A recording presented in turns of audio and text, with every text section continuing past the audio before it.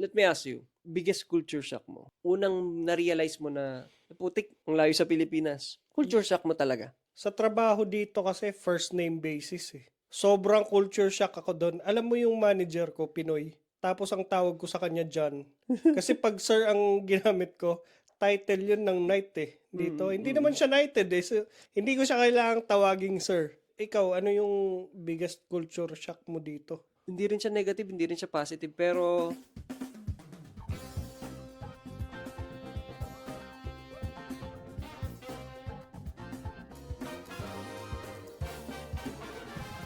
you are about to listen sa pinaka laid back, pinaka chill, pero may kwenta. May kwenta. Yung mga kwento. Yan, dito sa podcast na tinawag naming Brood and Barreled Stories. di Pero ba? bakit nga ba Brood and Barrel Stories? Kasi pwedeng kape, pwedeng alak, Pwede rin yung tsa, di ba? pwedeng tsaa, Pwede. Basta naka-barrel, tsaka brood. pwede. Pero may much deeper meaning yun, di ba? Yes. Kasi, di ba, yung lalim-laliman natin na kwento dyan is, syempre, gusto nating i-relate dun sa process ng brewing, tsaka dun sa pag-process ng Aging aging sa barrel. sa barrel. Oh, yun, tama. Because we want to focus dun sa process nung pinagdaanan at mga kwento ng mga igigest natin sa podcast na to. Yes, kasi lahat naman halos ata ng tao na merong goals. Katulad nung tayo, ang target kasi natin mostly is OFWs or mga tao na nandito sa ibang bansa na merong experiences and dumaan sa process bago naman sumarap yung buhay. Diba? So, dun natin i-relate sa brew and barreling process.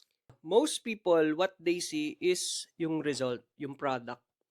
Oo, pero hindi nila nakita na habang yung itik pala nandun sa ibabaw ng tubig, umuusad, pero Diba? yung sa ilalim, kumakawag. Oo, di ba? Yun ang hindi nakikita. Yun yung isa sa mga gusto nating i-highlight sa Tama. mga audience natin. That's why we are inviting people from different sectors ng buhay. Pwedeng nasa taas na, pwedeng nasa papunta pa lang, di ba? Depende. Or yung nasa gitna ka, somewhere na hindi mo malaman kung nasa taas ka na ba o papunta ka pa lang.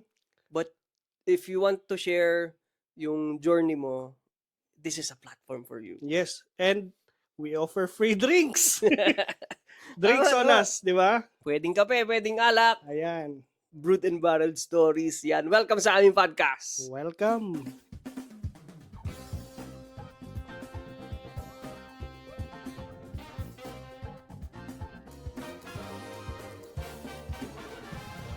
Brad, bago ka pa lang dito sa UK, ang dami mo nang sinasabi. Pwede ba yon? Bawal ba yon? Welcome to episode 0 ng Brood and Barrel Stories. Brad, pakilala ko muna ulit. Yon! So, what is up mga karakit? Ako si John, nurse yung misis ko. Dinala niya kami dito sa UK. At ako naman si Ike, ang inyong inuminati. Mahilig akong uminom, kaya lagi akong may dalang alak. So, pag-uusapan natin dito, paano nga ba tayo napunta dito sa UK? At paano tayo nagkakilala at nagkaroon ng gantong podcast? Yon! Tama, no? So, ako lagi ko yung intro, no?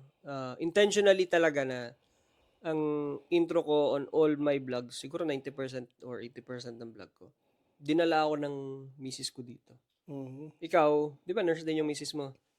Oh, nurse din yung misis ko, pero nurse din ako. Di ba ikaw, dinala ka kasi ng misis mo. Ako naman, sumunod ako sa misis ko. Pero nag-apply ako on my own. So, separate application Yes, ka. separate application yun. Ako naman, dependent ako. So, Dependent visa. yes. Yun yung ikukwento namin sa inyo ngayon. No? Yes. So, paano nga ba kami napadpad dito sa UK at may matututunan ba sila sa mga... Malay natin. Abangan. Pero bago yan, Bago yun. yung pinagbabawal na tanong muna. Ganun.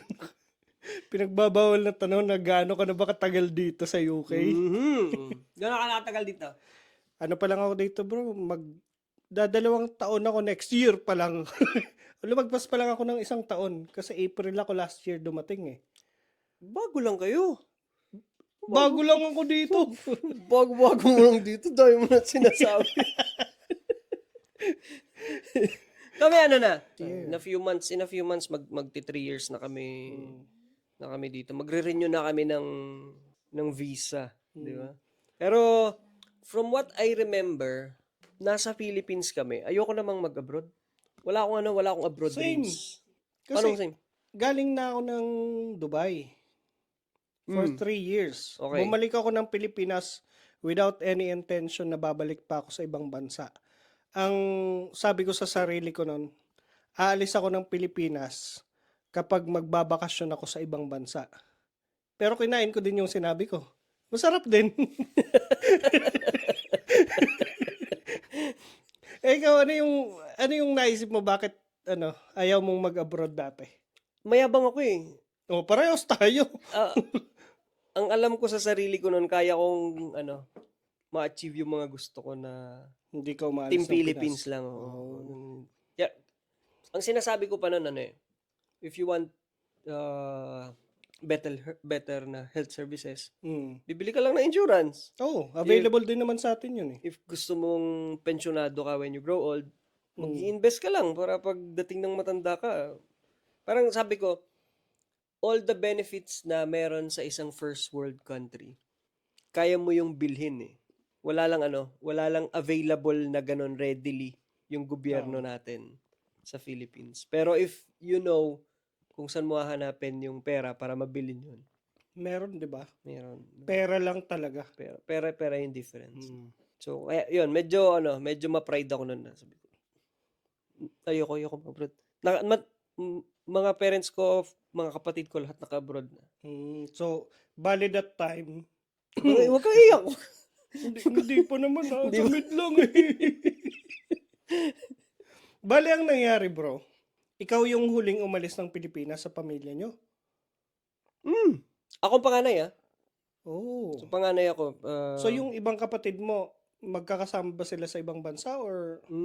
So, meron talagang way para sa akin para Mm. mag-abroad early kasi buong pamilya ko nasa UAE nasa Abu Dhabi. So, if gugustuhin ko lang, isang visit visa lang 'yun tapos mag-apply ng trabaho. Oh. Madali lang. So, pero ayaw natin 'yun. So, ayun, nandito kami ngayon sa UK. Dito na ngayon ako rumarakit, di ba? Napunta ka pa rin dito.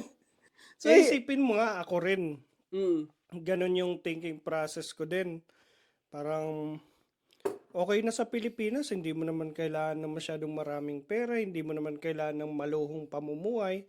Kung kumikita ka naman doon, tapos wala ka namang bisyo, wala ka namang jowa, okay na siguro yung ganon. Kasi yung sahod ko that time, ang description ko is, pang binatang walang bisyo. So, nagsosurvive na ako noon eh. Kaso, nag-umpisa akong manigarilyo. Nahilig akong uminom, sabi ko, hindi nasasapat to Tapos, nagka-girlfriend pa ako. Alright. Eventually, naging asawa ko. Parang hindi sasapat. Hindi ata marirealize yung standard ng buhay na gusto ko dun sa Pilipinas. So, na-realize mo, you need to? Si Mrs. ang una talagang nakaisip. Na umalis. Kayo. Nung mag-girlfriend, boyfriend pa lang kami that time. May plans na kami. Ako yung isa sa mga unang tumalon agad. Sige, gawin natin. So, UK talaga ang tinarget UK. nyo? Pero may mga plans din kami. Yung along the way, na parang, tagal naman, dami palang process nito. Parang mas madaling pumunta ng UAE. Inisip din namin, may mga kamag-anak kami, may mga kaibigan sa UAE. Tapos, yung process doon, alam naman natin, mas madali compared dito. So, inisip namin before na pwedeng isa sa mga options. Pero eventually, mas nag-open yung mga opportunities papunta dito. Kaya yun yung grinab namin. Kami naman, from what I remember, nagkaroon kami ng conversation ni Mrs. na parang in-open up niya sa akin na gusto niya talaga mag-UK. Tapos ako, sabi ko, ba't gusto mong mag-UK? parang ganun yung inisip ko. Parang hindi ko muna ina-acknowledge yung plano na alis kami. Parang Hindi ko sure kung pareho kami ng naaalala. Pero naalala ko na nag-materialize yung plano na mag-UK. Ano na 'to, may anak na kami, pandemic na. Mm. Naka-resign siya sa trabaho, tapos during pandemic, kailangan ng mga nurses, 'di ba? Mag-a-apply siya pabalik. Ang sabi niya sa akin, ano daw isasagot niya sa interview pagka tinanong siya, kunwari gusto niyang mag-UK. Mm. What if daw lumabas sa tanong sa interview na, nasaan ka during pandemic? Nasa bahay ka. Di ba? Oh, so parang, ganito ka dedicated sa UK Oo. itong misis ko ah. So, kailangan niyang mag-apply as nurse that time para meron siyang experience. Tsaka Parang hinahabol niya ganun. din na, parang in-explain niya sa akin nun na, kung mag-UK siya, kailangan may hinahabol siya na May, gap na oo. mapunuan niya yung gap. O, kailangan yun kasi pag may gap dun sa, ano mo, sa yung experience sa trabaho, kailangan mong mag-submit ng kahit letter lang ata na, Explaining why. explaining bakit ganun katagal yung gap, ano yung ginawa mo. Nung time na yon, no, nung time na yon, pa-manager na ako sa isang insurance company sa Philippines. Mm. Shout out, Grim Team! And I'm starting to build my team. Mm. And sa point na yon sa Philippines, pag nag-start ka na mag-build ng team mo sa, papuntang papuntang managing ka na lang, tapos Oo. yung mga, Hindi na ikaw yung may direct contact sa mga clients. magkikliyente ka pa rin. Okay. Pero magkakaroon ka na ng chance na mag-build ng passive income from your Mhm. Pero hinayaan ko siya mag-apply ng hinayaan ko siya mag-process mga IELTS niya, ganyan. Mm. Tapos nagulat, parang pag kinakamusta ako noon ng manager ko, kamusta na yung application ng ni Mare? Kasi naging kumpare ko na yung manager ko sa Ah, kumusta si Mara? ang sinasabi ko nun, ay, di mag-IELTS na siya, ganyan, ganyan. Mm. Tapos, magbabakasyon kami ngayon sa UAE during pandemic kasi nga sarado yung border ng Philippines. Pero pwede kang lumabas. Mm. Tapos, pwede kang bumalik on certain conditions. Or sinugal namin nun na, baka pagdating ng August, bukas na yung border ulit ng Philippines, Ah, uwi na lang kami. Little did we know na matatrap pala kami dun nung lumabas kayo. sa Abu Dhabi. Natrap kami sa Abu Dhabi for a year. Anong month kayo umalis? July or May? May tayo umalis na May? June. June. Oo, nagpiesta pa pala sa amin. So, June, pumunta kami ng UAE ng June. Mm. Ang balak namin nun, 1 month lang. So, ang paalam ko sa manager ko sa Manulife, 1 month lang kami, babalik po kami ng Mm. Philippines. So, yun, natrap na kami doon. Namatay yung Manulife business ko kasi hindi ka pwedeng hindi ka pwedeng magbenta ng insurance Oo. pagka nasa labas ka. Tapos doon na kami nag-decide din talaga ultimately na doon na rin siya magpa-process ng ano bang doon na siya nag-IELTS Mm. sa Abu Dhabi. Tapos Mm. doon na rin siya nakahanap ng agency. Doon na kami lumipad. Kaya ngayon, ako Dito yung ka bida, rumarakit. ako ngayon yung bida-bida dito. Pero hindsight, kahit ayaw ko noon, no, kahit na hindi naman sa ayaw. I just thought na ang Philippines is a better option that time. Mm. Hindsight, ngayong nandito na, medyo mahihirapan kang pabalikin ako sa Pilipinas right now. Mm. Na, kumbaga, balik ako dun sa dati kong work, dati kong estado, compare sa anong meron ngayon dito. Yung kahit halimbawa, ikaw na yung manager pagbalik, hindi pa rin. Hindi sa ngayon. Kasi, malayo yung agwat ng quality ng buhay for the family. Mm. Kesa dun sa babalikan mo dun. Oo. Though life will be so much easier talaga sa madali Pilipinas. pa rin kasi nandun ka eh. Madali, feeling ko madali din talaga yung buhay sa Philippines basta alam mo mababash ako dito. Basta alam mo hanapin yung 50,000 sa Philippines. Okay. Feeling ko madali yung buhay dun. Mga bashers ha. Ikaw ba, ano yung komportabling buhay sa'yo para sa Philippines? How much? Ako that time yun din yung yung benchmark ko. Parang kung may 50,000, Mm. kahit papano, hindi ka na masyadong hirap na, uy, paano kaya yung pambayad ng kuryente, Mm. yung panggas, yung mga ganon. Hindi mo na masyadong iintindihin kung hindi ka naman masyadong maluho din. Kasi kung halimbawang kumita ka nga ng 50,000, yung 30,000 pinanggastos mo sa kung ano-ano, baliwala yun, di ba? So, siguro, ako din, yung sa experience ko naman na during pandemic, inoferan ako ng posisyon naman sa ospital hanggang sa naging chief nurse ako. Akalain mo, ako no, Sir walang Chief! masyadong walang masyadong experience sa pagmamanage ng tao. Naging head nurse ako ng department namin hanggang sa nagsialisan. Yung mga matatagal na sa amin, may mga masteral pa. Kailangan pag chief nurse ka, may masteral ka. Inoffer sa akin yung position. Sabi ko, why not take up the responsibility? Kasi it's an opportunity to grow naman eh. So, grinab ko yung opportunity, medyo tumaas yung sahod, pero hindi naman siya ganun kataas din eh. Hindi ko pa rin hit yung 50,000 kung sakali. Kasi magkano lang naman ang sahod ng chief nurse sa Pilipinas, nasa Bulacan ako. And yung sahod that time, hindi pa adjusted. Nung umalis ako, kulang pa rin. Kaya, napaisip din kami ni Mrs. na parang mas maganda pa rin na mag-abroad kaysa magstay doon sa Pilipinas. Kasi, mas well compensated naman talaga pag lumabas ka.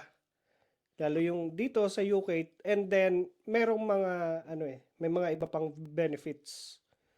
Yun yung naman doon, deal breaker kumbaga, na kahit ako din at this point in time, hindi mo ako basta-basta mapapabalik sa Pilipinas. Siguro bakasyon, oo. Let's borrow yung ultimate question ni Zach in Zach, Australia. yes. Ah, Kung bibigyan ka ng 10 million, ako nag-opinion na ako nito, naggaling-galingan na ako nito sa TikTok. ako hindi ko lang pinost eh. Pero Okay, yes. so let's borrow that question. Mm. Pero lagyan natin context. Bibigyan kita ng 10 million bukas, uwi ka na ng Pilipinas. Whatever you have here na naipon mo, sa'yo pa rin. Mm. Tapos uwi ka na ng Pilipinas. Hindi pa rin eh. Hindi ka uwi, 10 million pesos. Hindi pa rin. Bakit? Hindi kasi siya sa pera. Okay. Kasi yung kadalasang narinig ko doon sa mga sumagot is, kikitain ko naman yan dito. Well, oo, kikitain mo. Pero it's not just about the money. Kasi iba yung dito eh, yung health benefits. Halimbawa, 'di ba, merong NHS. Kagandahan sa NHS, libre. Nakita ko kasi ako nasa theater ako eh. Yung mga inooperahan, kahit anong operation, libre yun. Sagot ng gobyerno. Sa atin sa Pilipinas, hindi kayang sagutin ng gobyerno natin yung mga ganong pangyayari sa buhay. Ang pagkakaroon ng sakit, maaksidente, hindi naman natin yan ginugusto, pero nangyayari yan.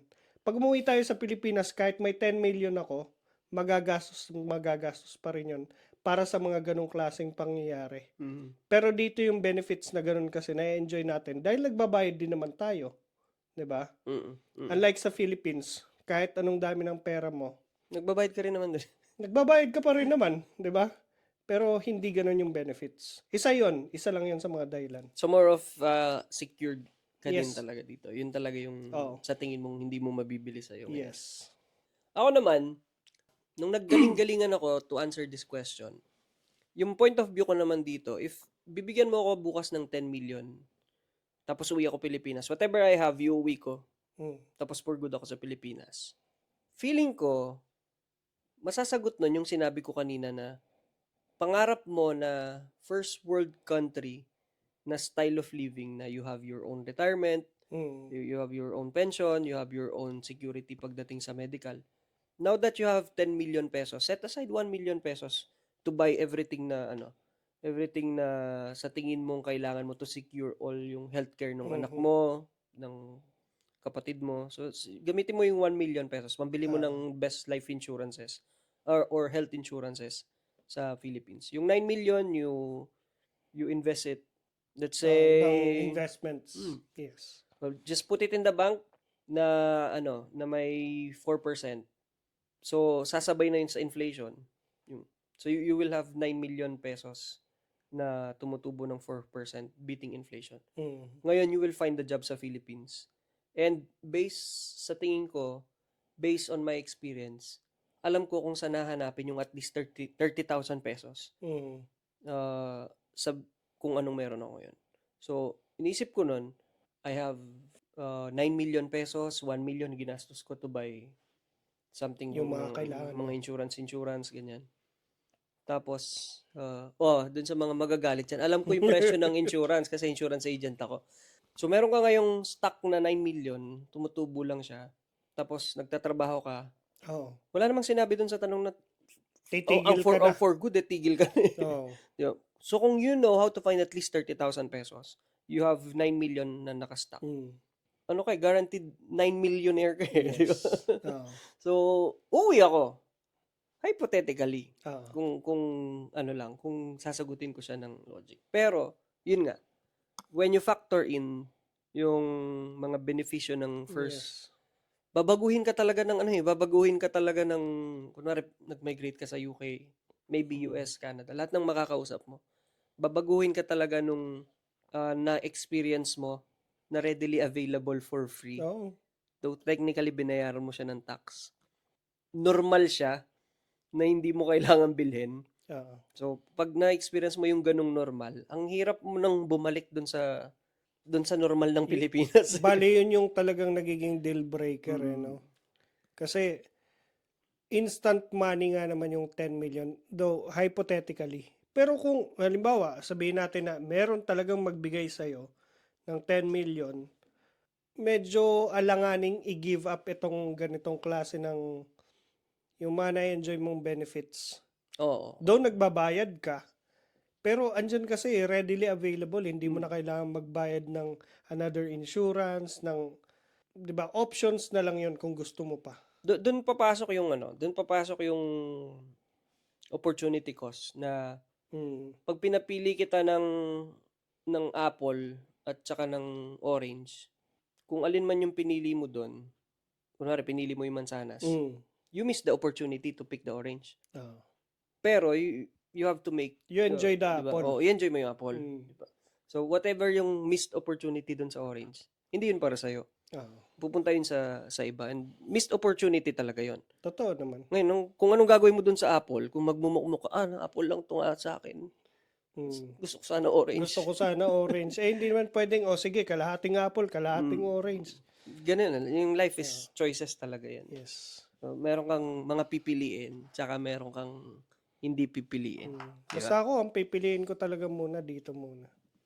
Yun. So, dito muna. For now. Siguro, in the next 10 years, may mag-offer ulit ng 10 million, baka magbago yung decision, pero meron pa mahirap pang baguhin sa ngayon eh. After 10 years, yung pera mo na 10 million na yan. Wala na, nag-depreciate ng value nun. Di, lamang na yung naunang kumuha ng 10 million kasi nilagay niya na sa bangko na, di ba? So, talaga? Ang dali niyang tanggihan, pero kung merong totoong 10 million sa harap mo, iba yun. Mamaramdaman mo yung pain of saying no. Pero eto din naman yung, yung gusto kong ipakitang contrast sa ganun kung totoong pera man yun. Ito kasi totoong nararanasan din naman natin eh. Naranasan na natin yung buhay sa Pilipinas. Nararanasan natin yung buhay natin dito ngayon. Kaya natin nasasabi yung mga gantong opinion eh. Yan. Kaya nga, yung sinasabi nila na hindi ko kaya ipagpalit yung what I have.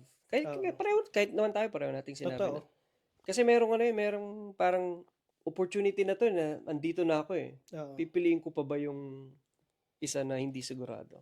Somehow nga ang pakiramdam ko, itong gantong klase, estado ng buhay, para sa akin achievement na talaga to eh.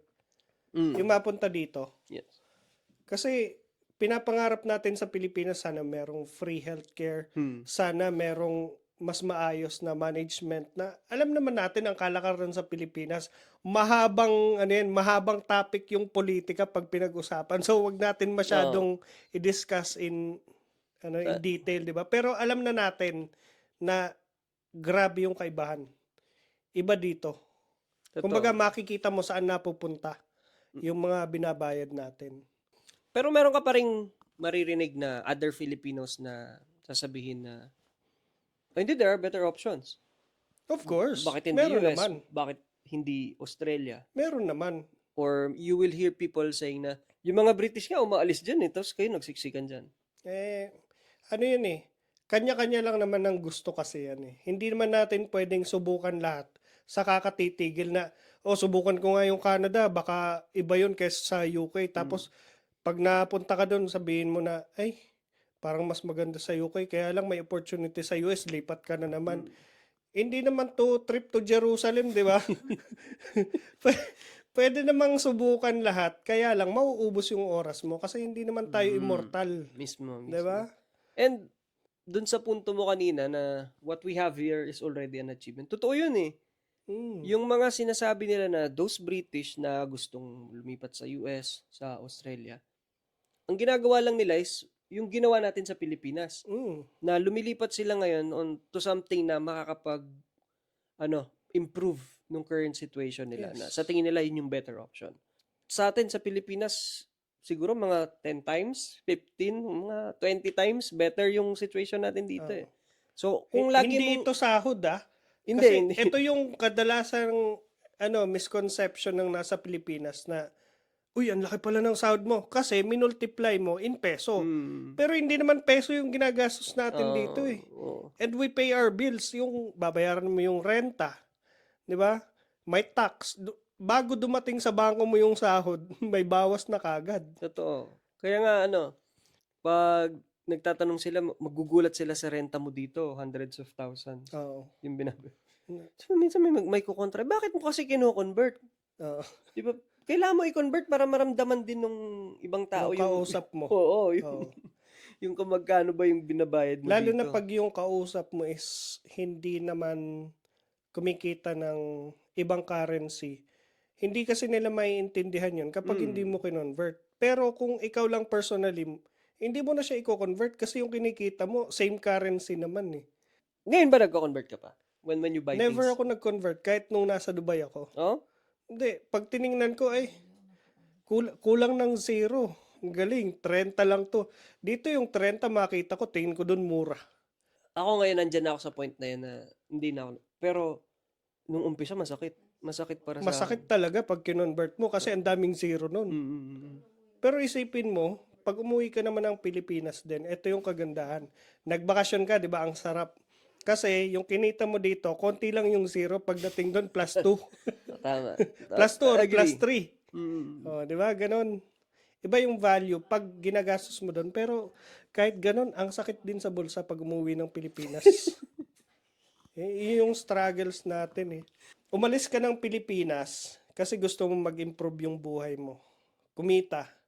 Tapos pagdating mo dito, kikita ka para may pambakasyon, para makapag-recharge ka.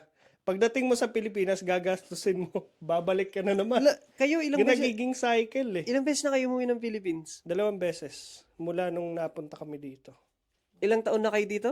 Wala pa kaming 2 taon. Kabago, dalawa pa kayong 2 taon? 2 beses Kabago-bago lang namin dito. Uwi kami ng uwi. Bakit ba ganun kami? Magagalit sa inyo niyan yung Ba't ko ba piniflexan yung mga nasa Pilipinas? magagalit yan sa inyo yung 10 taon na dito. Hindi pa nila nakauwi alam. Pilipinas. Hindi nila alam. Ano? Yun lang kasi yung way natin. Para kahit papano, maibsan yung pagka-miss mo sa mga kamag-anak, kaibigan, yung buhay sa Pilipinas na hindi naman natin maranasan dito. Although, masarap yung buhay dito. Kasi ganun nga, naalagaan ka ng gobyerno and all the other things. Pero, iba din yung buhay sa Pilipinas. Yung nga yung sinasabi mong apples and oranges. Kung gusto mong ma-enjoy yung orange, kailangan mong i-give up panandalian yung apple. Magkaka-orange ka din, pero isang peraso lang. Pagbalik mo, apple ka ulit. Mismo. Ganun lang yun eh. Sige, nandyan na rin lang tayo. Ano naman tayo? Baka akala nila masyado nating niro-romanticize yung buhay sa UK, no? Though masarap naman yung pagro-romanticize is a way of appreciating what you have eh. Totoo. 'Di ba? Applicable siya sa kahit anong bagay eh. Minsan sa trabaho, Mm. pag nararamdaman mo na parang ang mahirap, ang nega sa trabaho, i-try mo na i-romanticize yung mga positive things na Mm. nangyayari. So, there was a time sa trabaho ko na wala akong gana pumasok kasi feeling ko, bayan ako lang yung expat dun sa trabaho. Mm. Kung na lang kaya ako pumasok. So, umabot ako sa ganun na wala akong motivation, tinatamad ako. Mm. And then, tinry ko na i-post na na ang trabaho ko ngayon is a design engineer. In-embrace ko siya na Mm. ito, sabi ko, first day, first week ko, ganyan, as a design engineer. And then, I realized, no, na there are people na saying, ang swerte mo naman, gano'n, na. So, parang ako Mm. ngayon, sabi ko, oo nga, no, hindi ko lang pala siya na-appreciate, pero now na finlex ko siya, na pinakita ko na, I love my job. Mas Nag-ano nagustuhan ko sa'yo, siya, tapos mas nagre-resonate sa'yo yung pati positivity mas nung, na-appreciate ko siya nung oo nga, no, na looking back dun sa opportunity na wala naman to dati, tapos ngayon I have it, di ba? So, mm. kaya yun din yung reason bakit we sound na niro-romanticize natin yung Kasi buhay sa UK. we do. Yes, of course. Kasi kailangan nating ma-appreciate yung mga bagay na ganito. Kasi kung hindi naman natin pag-uusapan yung ganito, parang you're not addressing the elephant in the room. Na Mm. totoo naman, Oo. nandito nag-exist na, oo, masarap ang buhay abroad kung responsable ka and kung meron kang mga diskarte na gagawin. Yung iba natutuhan mo sa mga nauna sa'yo, yung iba naman, ikaw yung nakadiscover and isi-share mo sa ibang tao. Yun yung mga Mm. bagay na na kailangan mong i-share. Kaya ganito, pinag-uusapan natin, although it would really upset some people na, yun nga, sabi mo, some people would say na niro-romanticize natin yung mga gantong bagay. Pero ito kasi yung mga bagay that matters na pwede naman nating pag-usapan to ng maayos, di ba? Pagbigyan natin yung mga yung mga naghahanap ng dapat i-share nyo din yung mga struggles. Yun yung aabangan nila sa mga guest natin. Kasi magkakaroon tayo ng mga guest dito. Although ito kasi tayo pa lang yung nag-uusap and meron tayong mga inumin. Hindi pa nga natin binubuksan yung alak. Kasi wala pa yung mga guest natin eh. Pero sa mga susunod na episodes natin, di ba, meron tayong mga in-invite na mga Of guests. course, yes. Madami. Ang dami na, we're shooting episode 0, pero ilan na yung nakausap natin na 3, 4? may apat na, may pang-5 pa tayo bukas na Yes. So, yun yung kailangan nilang abangan dito sa kasi we will be asking people kung ano ba yung pinagdadaanan nila, 'di ba? Ano ba yung mga achievements, proseso. Marami silang matututunan dito sa show natin for sure. Pero let me ask you, biggest culture shock mo or biggest or first or ano ba? Unang na-realize mo na putik, ang layo sa Pilipinas. Culture shock mo talaga. Yung sa trabaho. Okay. Sa trabaho dito kasi first name basis eh. Okay. Sobrang culture shock ako doon. Alam mo yung manager ko, Pinoy. Oo. Tapos ang tawag ko sa kanya John. Kasi pag sir ang ginamit ko, title yun ng night eh. Dito. Hindi naman siya knighted eh. So, Mismo. hindi ko siya kailangang tawaging sir. Ang tawag ko lang sa kanya John. Pero pag labas namin, kuya, sir. Pag may mga nakakarinig lalo. Ako, hindi ako masyado nag-adjust sa ganun eh. Kasi sa previous work ko dati sa airlines, may mga interaction ako with foreigners. Na napansin ko, when I address, kunwari, mga senior ko, manager ko, hindi ko sinasabi na ma'am. Sabi ko, you have to ask Eileen about that. Ganun yun. Or sasabihin ko na yung pangalan ng tao. oo. Kumbaga, parang first name basis na din pag ibang layong kausap mo. Pag ibang lahi. Kaya sabi ko, parang naisip ko, hindi ako masyado nag-adjust. Pero marami nga nagsabi na yun yung nila. Isa yun sa... Kasi tayo, so, hi sir. Ganun nga tayo pinoportray sa mga comedy. Ma'am sir. Di ba? Hi ma'am sir. Di ba? Ganun yung So, totoo nga yan. Baka yun yung culture shock. Ikaw, ano yung biggest culture shock mo dito? Ako hindi siya negative, hindi rin siya negative, hindi rin siya positive, pero introverted ako pag hindi tayo magkakilala. Okay. So yung how is it going dito, yung good morning, You're right. morning, you're right. Oo. Doon ako nahihirapan. Yung, Ah, hanggang ngayon, bulol pa rin ako when I say, have a good evening. ah, Pag, di ba, pag nagba-bye-bye sila. bye, bye, bye. So, sa atin, ay na-explain ko sa kanila na, sa amin kasi, Brad! Brad, uwi na ako ah. Or is it, Ganun lang. sabi ko, pag nasalubong mo yung mga office mate mo, if sa kabilang office sila, walang batian. Oo, wala. Di ba? So, pero pag nakasalubong mo dito, yung sa ibang department, nagkasalubong kayo sa hallway, morning, how's it going? Di ba? So, kailangan mong, para sa akin, no, hindi ako introvert na 100%. Sa mga ganong instances lang, yung mga first encounter. Nagiging, Mahihain ako sa mga ganong first mahiyain. encounter. So, yung sobrang haba na introhan at small talk sa umpisa, nahihirapan ako doon nung una. Kasi nga, ang batian natin sa Philippines is Tanguan lang. tango lang, Taas di ba? ng kilay. Taas ng kilay. Ge- Taas ng kilay, ngiti. Ah. And dito I find it, O kaya yung ganun. di ba? And dito, May salita eh. pati feeling ko, they find it weird na kunwari may babae ako na office mate, makakasalubong ko sa hallway, tapos babatiin ko ng nakangiti yung, Ah, feeling ko weird sa kanila yun na, manyak ba to na ba't akong iningitian nito ng ganyan, di ba? mas, parang mas casual sa kanila na binati mo verbally. Na, nakipagngitian ka, pero nagsalita ka. So for me, yun yung ano ko. Sobrang So, basic. ibig sabihin na ano ka pa rin? Hanggang ngayon. Hanggang ngayon, na-stress pa rin Gaano ako. ko na ba katagal dito? Na-stress pa rin ako pagka, Pero, oo nga, no, nabanggit mo na rin. Ako, minsan, pagka yung may narinig ako, di ba, paalaman na, nung pauwi na. Tapos, have a good one. Sabi ko, ay, weekend na pala. Yung, have a nice weekend, have a lovely weekend. Ganun.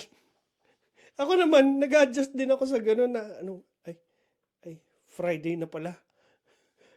Nag-ano na sila ng wishing nice weekend, parang ganun. Na, See you sa atin, wala. see you later. See you later na hindi naman kayo magkikita. See you later. Sa atin, see you later within the day yun eh. Oo, ganun. Dito, hindi. Ako kahit papaano nakapag-adjust na ako kasi iba't ibang tao yung nakakasalamu ako eh. Sa hospital. Ikaw kasi sa opisina, iba yung setup mo eh. And siguro yun din, sa office ko, ramdam ko na minority ako.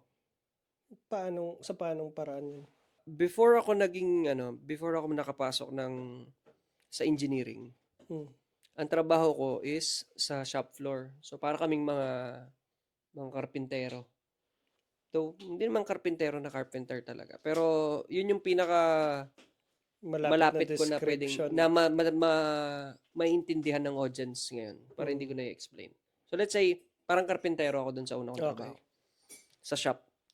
So kami yung naggagawa ng ganito, naggagawa ng ganyan. And yun dun sa trabaho na yun, blue collar yun, di ba? Most of us, mga expats. Dun sa, so Europeans, Brazilians, Italians, ganun yung iba-ibang mga iba-ibang lahi. Puro kami minorities, di ba? So parang nagsama-sama kayong minorities. Okay. So nung lumipat ako sa office, sa buong office, dalawa lang kaming Asian. Isang senior na siguro 15 years na sa company na Chinese. Tapos ako lang yung Pinoy. So, meron ako ngayong parang minority ako dito. Sabi ko, Pero may impact ba 'yon na sila ganun ba yung hindi, sobrang polite nila. yun nga, di ba? Sobrang polite nila na sila pa makikipagkilala sa'yo. And dito sila yung mag-approach. Alam nila yung pangalan mo dito. Magugulat ka na, hindi, parang ngayon lang kami nagkita nito pero kilala niya ako. May naalala akong ganyan. Alam niya yung buo kong pangalan. Tapos pag nagkakasalubong kami, babanggitin niya yung buong pangalan na sabi ko, hindi naman lahat ng tao dito nagmamatter yung pati yung middle name. Mm, Kasi ang tawag nila sa middle name, sa second name dito is middle middle name name. ang tawag nila. Tinatawag niya ako buong pangalan Mr. eh. Ike. Oo, Lester Ike Montefalcon, ganun. Sabi ko, grabe naman to, para akong binibinyagan. Yeah. Ganun. So, doon ako medyo nag-adjust sa trabaho ko ngayon.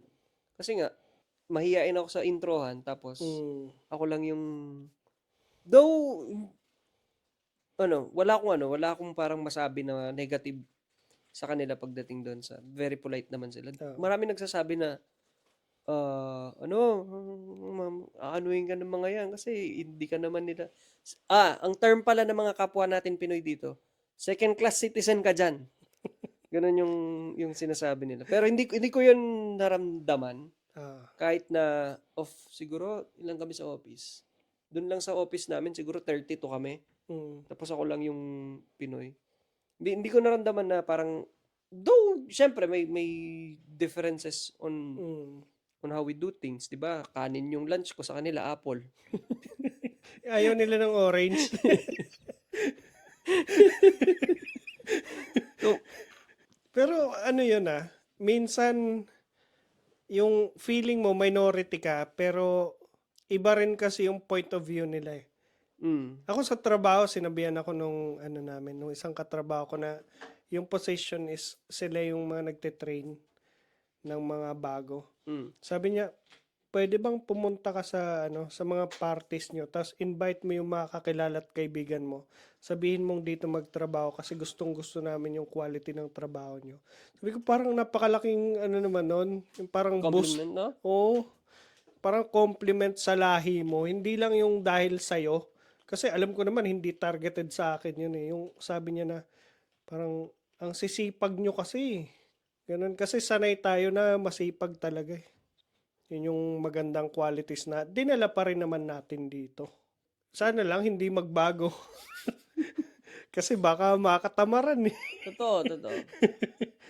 Hindi, pero at least, yan, nagkakaroon sila ng konting silip on, Doon sa mga susunod nating episodes, no? pati kung ano talaga yung pinagdadaanan natin dito. Totoo. No? Siguro yung mga struggle sa susunod na lang. Pag meron tayong mga guest dito, malalaman nyo yung mga kwento nila, makukulay na buhay. Yun. Kasi, ano yan eh.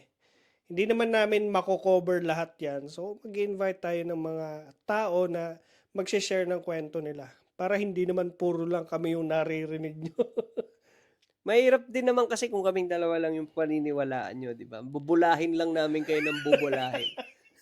But, di ba, kung talagang interested ka to know, most likely, yung mga guests namin will be coming from UK. So, kung gusto mong masilip yung mga buhay-buhay nila dito, this is the show for you. Yes. And, meron tayong isang portion pa dito, no? Gawin natin. Gawin natin. Shot or share. Shot or share. Anong tawag natin dito sa portion na to? Straight from the barrel. Straight from the barrel. Yes, meron tayong barrel dito. At dito sa barrel na to, merong mga naka-imbak na questions. And magbubukas tayo ng alak, sasalin natin sa baso, at bubunot tayo ng tanong. Alright. Kung willing kang sagutin, yung question doon, hindi kayo inom. Okay. Pero kung ayaw mong sagutin yung question na yon, shot ka na lang. Okay. Di ba? Shot po, no? Huwag nating punuin, ang dami niyan, Brad. Baka hindi pa nangangalahati. Tulog na tayo niyan. Okay. Sige. So, lagyan natin. Sige, ako na magbubukas o ikaw? Ikaw expert eh. O sige, ako na. Grabe naman sa expert. Anong- Ito buksan natin, hindi ko pa ito natikman eh. Itong Glenmorangie. Glenmorangie, baka naman. Ganito, Glenmorangie Speyside Single Malt Scotch Whiskey, Twisted Vine Cognac Cask. O, di ba? Social. Shala, daming pangalan pala nito. Apakaba, gusto ko lang naman uminom eh. Pero, ang hirap pala buksan nito kapag ano. Habang binubuksan mo yan, nung bata ka ba, sumasali ka sa, Sa, pag nagiinom yung mga parents mo? Usually, nakikinig ako. Uy. Hindi nyo yun? Nakikinig ako sa usapan. Mm. Tapos eventually, tinatawag nila ako. Mm. Alam mo, ang unang beses na uminom ako, 8 years old ako. Hmm. Pinainom ako ng tatay ko. Yung San Mig Pale Pilsen. Ang pait. Curious ako eh. Yun, oh. Yun. Ayan na ang ating Glen Moray. Nakasalin na. At Yun. ito na yung barrel. So, Oh, ang programang ito ay brought to you by Glen Moray. Yung monkey shoulder, display lang muna dyan. Ayan o, may mga tanong dyan o.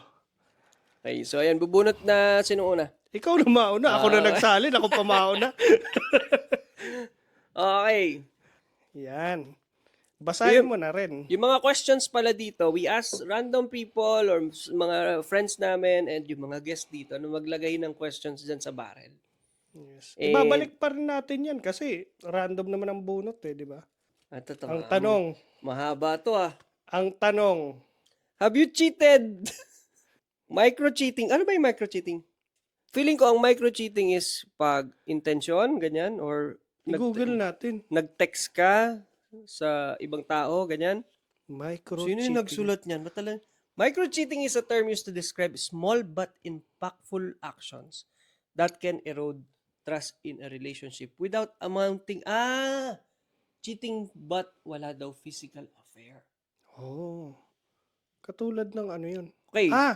Parang may narinig ako sa ganyan, yung nagla-like sa mga picture ng babae, micro-cheating na daw yun. OA lang yung nagsabi yun na OA, no? mabas na naman ako dito. OA naman nun. Okay, Nilike lang. so mag-share ako para mag-trending tayo. Oh, sige, sige.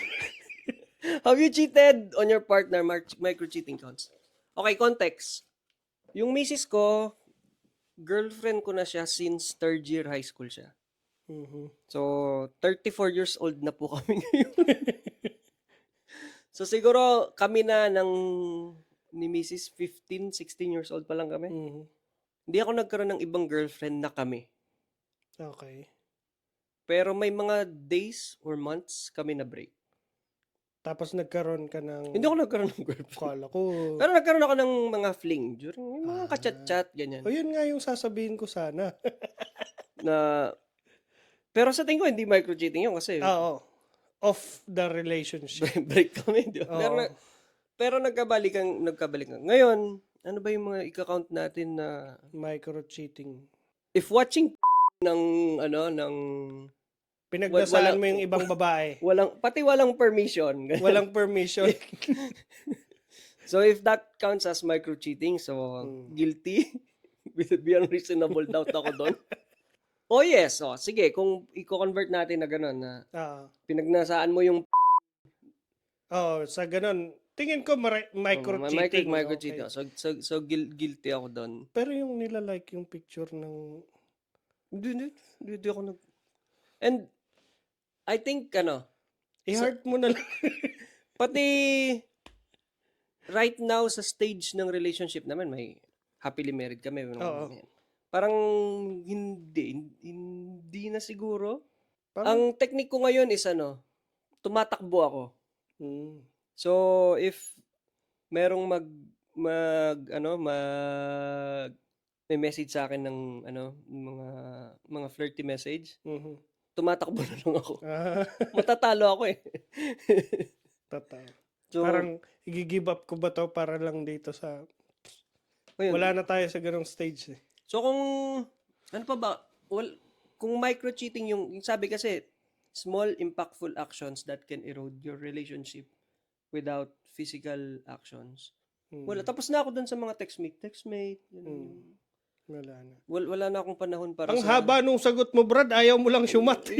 Siyempre kailangan ko mag-explain micro-cheating yan. Ang sinatanong lang kasi sa akin kanina ng paborito kong ulam eh. Ako naman yung bubunot. Bunot ka. Let's go. Nako po. Mukhang mahaba-haba tong tanong ah. Ang laki ng papel eh. What's the drunkiest you've ever been? Can you share more about it? Diyos ko po. Drunkiest. Drunkiest you've ever been. Ito yung nasa Bulacan ako. Naalala ko pa yung some bits nung experience Oh. na yun. Hindi ka drunk. Kaya Some- some bits. Some bits. Okay. Ang naalala ko, before ako mag-Dubai, mga around 2012 to. Hindi ko na alam kung anong buwan. Mm. Pero alam ko, umuwi ako ng bahay kasi doon ako kila tita nakatira. Gumapang ako doon sa hagdan kasi nasa second floor yung kwarto ko. Tapos nagtabi ako ng basurahan doon sa kama. Para just in case na kailangan kong magtawag ng uwak, igaganon ko lang yung ulo ko. Tapos alam mo yung ibang nangyari that time, hindi ko na maalala. Nag-teleport ka na. Nag-teleport lang ako, pero alam ko nakauwi ako. So, nagtira pa rin ako ng pang-uwi. Yun yung pinakalasing kong Anong sobra. yung bago kayo UK? Hindi, 2012. Matagal na. Matagal na. Yun yung drunkiest talaga na matuturing ko. Matagal na. So, ikaw, Tagilan ba tayo nito? hanggat walang sumasyat. Dalawa to. Balik natin yung isa. Akin na yung isa na yun. Bubunot din naman ako eh. Lights on or lights off? Tito Boy! Napakadali naman yan. Depende. Walang Walang context eh. pati walang kung context man yan ng sex, paanong wala namang lights off sa tanghali, di ba? Well, sa umaga, wala. So, kung dark or yung Dark tinatanong or dyan? light? I would prefer darker. Dark. Ayaw mo syumat ah.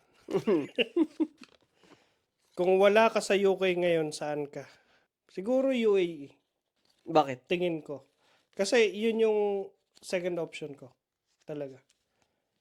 Yun lang. Okay. Last na to. Sige, last na yun. Kung wala, Kasi magsasya, tatapon na natin. walang shot eh.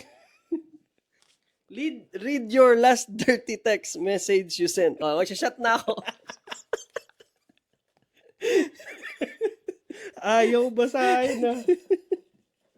Shot tayo. Shot ka. Anong chaser ko dito? Pwede mag-chaser. Pwede kahit ito, may Sprite, may Coke.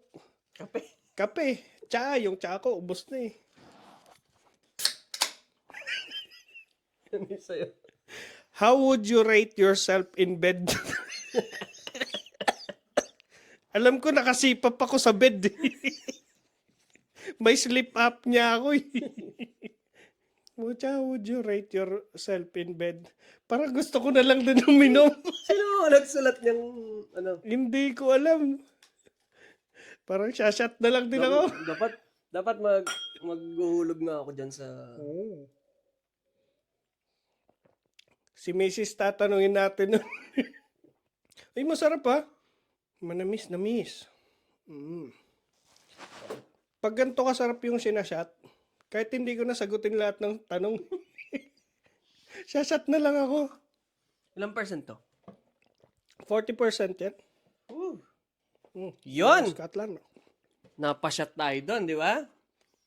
Yun yung mga abangan nyo dito sa ating Brood and Barreled stories, no? We will try to mix it up. Yes. Seryoso, maloko, kengkoy. Diba? Good and bad experiences. Mga ganun. Pati the way yung normal na inuman, yun yung gusto lang nating imimik dito na. Totoo. Pati yung, hindi tayo abot sa hindi tayo abot sa ganong lasingan. But we will try to make sure na, yun nga, papanindigan natin na yung mga kwentong may sense, di ba? Mga kwentong importante, masarap sila over a Kapag drink. may ininom. Yan! Yes.